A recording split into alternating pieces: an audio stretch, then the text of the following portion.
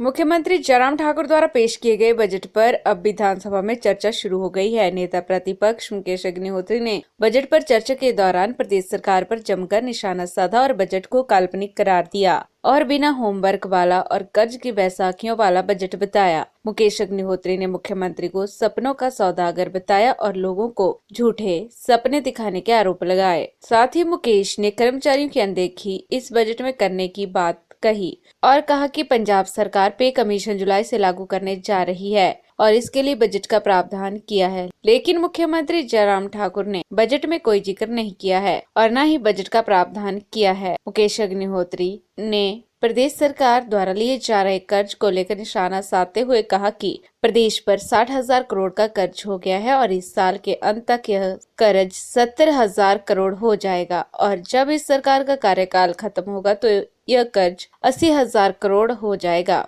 और हिमाचल के इतिहास में सबसे ज्यादा कर्ज लेने वाली सरकार के तौर पर इस सरकार का नाम लिखा जाएगा। उन्होंने कहा कि कर्ज को लेकर बजट बुकलेट में जिक्र तक नहीं किया गया और यह जानकारी प्रदेश की जनता और विधानसभा के सदस्यों से भी छुपाई गई है। मुकेश ने कहा कि घोषणाओं का ढेर लगाने की सरकार की आदत है। 3 सालों में 68 योजनाओं का ऐलान किया गया, इसकी प्रोग्रेस यह सरकार नहीं बताती। सरकार की सारी योजनाएं पिट गई हैं और अब पुरानी योजनाओं को नया नाम देकर दोबारा से पेश किया जा रहा है। और अगर आपने यहाँ पे बुकलेट में ये नहीं लिखना था लोन, तो ये भी लिखते नो टैक्स नो लोन। आपका जो है थम रूल होना चाहिए कि आप जो है कोई कर्जा लेंगे नहीं। और पिछले बजट में इन्होंने सबसे बड़ी थी कि इन्होंने फर्जीवाड़े की बैसाखियों पे ये जो है रिसोर्स दिखाते हैं। इन्होंने पिछली बार कहा फॉरेन फंडिंग जो है वो आएगी हमें। आप बता दें पिछले साल कौन सी फॉरेन फंडिंग आई। इसीलिए तो इनकी क्रैश लैंडिंग होनी है कि जब आपने फर्जी संसाधन दिखाने हैं और वो कभी मैच्योर ही नहीं होने हैं। आप कह रहे हैं कि हम वित्तीय प्रबंधन से करेंगे। आप कौन सा वित्तीय प्रबंधन करेंगे? आपने 3 साल में कौन सा वित्तीय प्रबंधन किया है? फिजूल खर्ची जो है पूरे जोरों पे है। और इसलिए आपने टोटलिटी में जो है ये भी नहीं बताया पैसा आएगा कहाँ से। इस साल के बजट का पैसा ये तो बता दिया खर्चा का होगा, ये नहीं बताया कि पैसा आएगा कहाँ से। इसलिए जो है नेगेटिव ग्रोथ जो है आपकी इस डॉक्यूमेंट में आ गई है। ये सरकार की अभी कोरोना का बहाना ले रहे हैं। नेगेटिव ग्रोथ जो है आपकी आ गई है। इस पे कितनी उड़ानें भर लेंगे आप, और प्रति व्यक्ति आय भी आपकी गिर गई है। ये तो वो बातें हैं जो कि बजट के डॉक्यूमेंट में जो इन्होंने छुपाई हैं, लेकिन दाएं बाएं से निकल के सारी बातें स्पष्ट आ जाती है। और दूसरा ये है, जब 2018 में आए थे उसमें आपने 41,000 करोड़ का बजट पेश किया था। अब आप 51,000 करोड़ का बजट पेश कर रहे हैं। लेकिन मैं इनसे पूछना चाहता हूँ, जो सबसे इम्पोर्टेंट, पहले तो घाटे के बजट पेश कर ही रहे हैं आप। बजट पेश करने का आपने तौर तरीका भी बदल दिया, सदन से छुपाना शुरू कर दिया, प्रदेश की जनता से छुपाना शुरू कर दिया, क्योंकि उड़ाने काल्पनिक है। तो इसलिए जो है आपकी आमदनी चौनी और खर्चा रवैया, ये साफ है कि आपकी कितना इनकम हो रही है और कितना आप खर्चा कर रहे हैं। तो अपनी जितनी चादर हो उतना है, उसी हिसाब से जो है पाँव पसारने चाहिए। लेकिन इस बात का आप जो है कोई ख्याल रख ही नहीं रहे हैं। और मैं इनसे जानना चाहता हूँ कि क्या अब आपने बजट में पंजाब पे कमीशन का ये तो लिख दिया, कर्मचारी सबसे मायूस हैं, कर्मचारी सबसे हताश है, कर्मचारी आक्रोशित है। और 2.25 लाख कर्मचारी है हिमाचल प्रदेश का। डॉक्यूमेंट में लिखा है 2.25 लाख के आसपास का हमारे कर्मचारी हैं। आप पंजाब पे कमीशन का जो है 1 जुलाई से पंजाब लागू कर रहा है। उन्होंने तो लिख दिया कि 9,000 करोड़ हमने साइड पे रख लिए निकाल के, हम अपने कर्मचारियों को देंगे। आपने तो डॉक्यूमेंट में लिखा नहीं।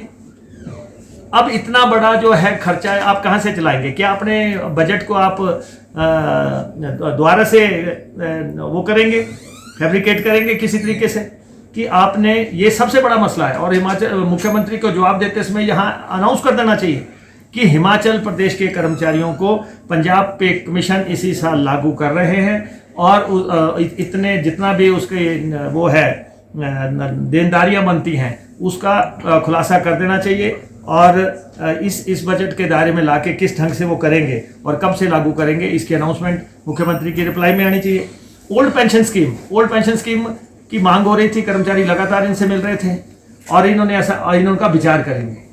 ये बजट है, बजट में तो स्पेसिफिक बताया जाता है कि आप ओल्ड पेंशन स्कीम कब लागू करेंगे, क्योंकि आपने बंद करवाई पूरे देश में।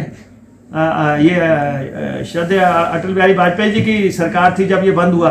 तो अब आपको, जब आपने कर्मचारियों के साथ मीटिंगें की हैं, आप लगातार कहते रहे हैं, तो आपको ओल्ड पेंशन स्कीम लागू करनी चाहिए थी। थर्ड जो है, कंट्रैक्ट का मसला सबसे इंपॉर्टेंट था कि कर्मचारियों का कंट्रैक्ट 3 साल से 2 साल, वीरभद्र सिंह जी ने किया था 6 से 5, 5 से 3। आप भी इनको लगातार ऐसे झांसा और फ्रेम मत करें। आप प्रदेश के मुखिया हैं, आपको इस बजट में देना चाहिए था कि आप 2 साल पे कंट्रैक्ट कर रहे हैं। और जीएसटी कंपनसेशन, जीएसटी की कंपनसेशन 1 साल 2022 को खत्म हो जाएगी। आप इसमें लिख रहे हैं, मान के चल रहे हैं कि हमें कंपनसेशन मिलेगी। अरे भाई, वो खत्म हो रही है, आप कैसे मान के चल रहे हैं कि आपको मिलती रहेगी। और फिर फाइनेंस कमीशन का जो डॉक्यूमेंट आया था, फाइनेंस कमीशन के डॉक्यूमेंट की आपने कहीं चर्चा नहीं की कि आपने कितना पैसा मांगा था और उन्होंने क्या दिया है। ये सारे खुलासे जो है नहीं है। और असल में ये हो गया बॉडी विदाउट सोल, शरीर बिना आत्मा के जैसे होता है, वैसे ही गवर्नमेंट विदाउट कंट्रोल, वित्तीय तरीके से जैसे चल रही है ये है।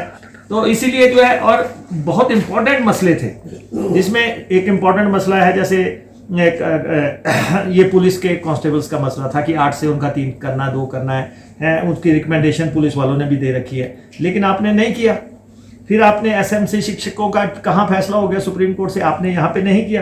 कंप्यूटर शिक्षकों का था, आपने नहीं किया। होमगार्ड के जवानों को आपने बिल्कुल टच तक नहीं किया।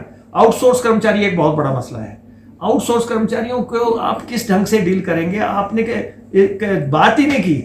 और आप कह रहे हैं कि जो अपने समय में आपने रखे हैं, अभी रखे हैं, उसको आप कह रहे हैं हम उनको जो है रेगुलर पे रोल पे लेंगे। अरे भाई, टोटलिटी में फैसला करो ना। हिमाचल प्रदेश का आउटसोर्स कर्मचारी, चाहे ए ने रखा, चाहे बी ने रखा, चाहे सी ने रखा, वो जरूरतमंद लोग थे, वो रखे होंगे। लेकिन आप अगर उनकी आउटसोर्स पॉलिसी के बारे में खामोश, आशा वर्करों को कहा कुछ, दे कुछ रहे हैं आप। जेबीटी एंड सीएनबी को के मसले थे, वो 13 साल से जो है, अगर अंतर जिला ट्रांसफ़र करवानी है, उनको आप कहते रहे कि आप 6 साल कर देंगे, 5 साल कर देंगे, आपने नहीं किया। अनएम्प्लॉयड लाइब्रेरियन सोच रहे थे कि आप पोस्टें देंगे, आपने कोई पोस्ट उनके लिए क्रिएट नहीं की। करुणामूलक आधार पे 4500 लोग जो है लाइन में लगे हैं, आपने उनको नौकरियां देने की नीति की समीक्षा की बात कर रही, कब समीक्षा करोगे आप? और राजस्व विभाग में अंशकालिक जो कर्मचारी 8 घंटे की ड्यूटी देते हैं, उनको 300 रुपये बढ़ा दिया, वो न्यूनतम वेतन के मांग हो रही है। तो ये सारे, और पूरे बजट में आप देखें बहुत वर्ग है पूरे, लेकिन आपने पूरे डॉक्यूमेंट में कहीं देखा कि किसी को पक्का किया जाएगा? किसी व्यक्ति को पक्का करने की बात आपने नहीं कही। तो इसलिए, और आपने अपना दृष्टि पत्र भी नहीं देखा, जो आपने दृष्टि पत्र यहाँ प्रदेश के आगे रखा था। और फिर उसके बाद जो है, जो मसले हैं प्रदेश के, जैसे सबसे बड़ा मसला है बेरोजगारी का मसला। आपने बेरोजगारी पे जो बात कही है कि 30,000 पोस्टों की बात आपने कर दी। अब आप बताओ, 30,000 पोस्टें की बात करते हुए आपने बैकडोर एंट्री की बात की। आपने ये नहीं कहा, बात नहीं की सेब हमारा आर्थिक आधार है, उसके बारे में आपने अक्षर तक नहीं लिखा। ये पहला बजट होगा जिसमें उसको टच तक ना किया हो। एमएसपी की आपने बात नहीं की, मंडियों की आपने बात नहीं की, किसान को आत्मनिर्भर कैसे बनाना है। कोई ऐसा जो अगर कोई आत्मनिर्भर है तो वो किसान है, और कोई सेक्टर आत्मनिर्भर नहीं है। आप उसके कानूनों के बारे में आपकी क्या राय थी, आपने चर्चा तक नहीं की इन सारे डॉक्यूमेंट में। इसलिए हमने इनको ये कहा है कि जिस डॉक्यूमेंट में, जो डॉक्यूमेंट कर्मचारी विरोधी हो, जो डॉक्यूमेंट जो है बेरोजगार विरोधी हो, जो डॉक्यूमेंट जो है महंगाई को नियंत्रित ना करता हो, और जिस डॉक्यूमेंट में विकास की कोई रूपरेखा ही ना हो, और जो फर्जी आंकड़ों पर आधारित हो और काल्पनिक उड़ाने भर रहा हो, और जो हिमाचल प्रदेश को बैंकरप्सी की तरफ ले जा रहा हो, और बाय द एंड जो है कहाँ ये होगी, क्रैश लैंडिंग होनी, ये तो बिल्कुल स्पष्ट है। इतना बड़ा भारी भरकम अगर आप लोन लेंगे, और सेंटर इनको यही परंपराएं बनी रहे।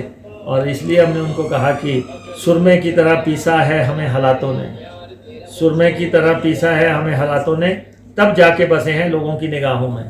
ऐसे नहीं आगे हम भी 20-20 साल से अगर इस असेंबली में बैठे हुए हैं, हमने इस असेंबली को ऊपर से भी देखा है 20 साल, इस असेंबली को हमने नीचे बैठ के भी देखा है 20 साल, इस असेंबली के आसन पे जाके भी हमने देखा है। तो इसलिए हमने सरकार से आग्रह किया है कि आप जो है इस हिमाचल प्रदेश के विकास को धरातल पे लाने की कोशिश करो।